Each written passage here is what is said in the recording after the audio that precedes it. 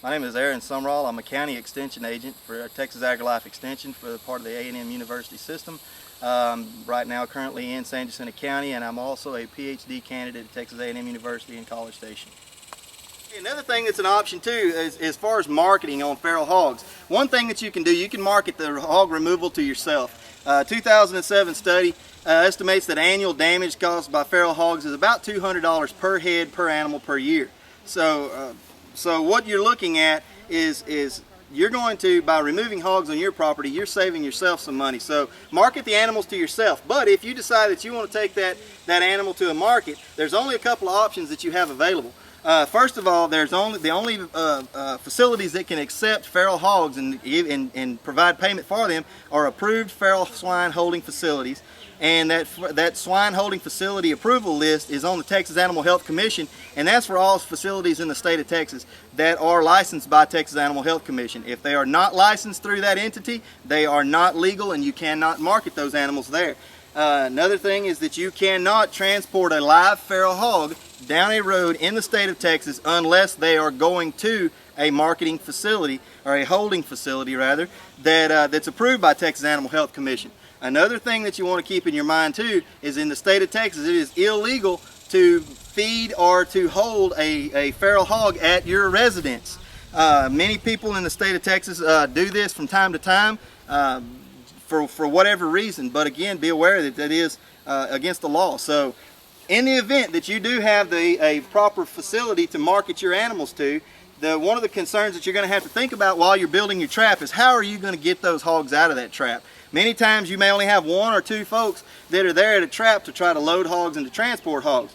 You need to think about the trap's dimensions and what you can do to make it easier on you. One of the first things that you need to do while you're building your trap is to put in what we can term as a false wall into your trap. What that false wall is just simply another panel, an additional panel that's affixed to the perimeter of the perimeter wall of your trap that will allow you to basically sweep that panel around and reduce the size of your trap.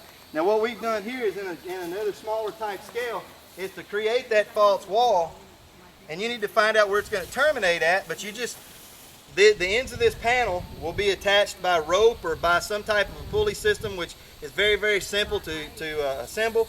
But you'll be on the outside of the trap with the ropes attached to this or something like that, and you'll pull this panel around all the while sweeping your hogs to the front of the trap.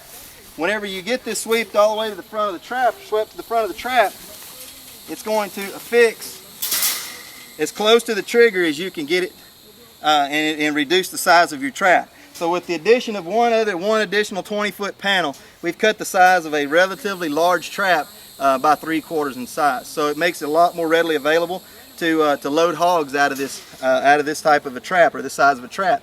Another thing is going to be your trap dimensions. The trap that we're in right now is a teardrop trap where we have a confined neck, almost the shape of a loading chute that you would find with other livestock species.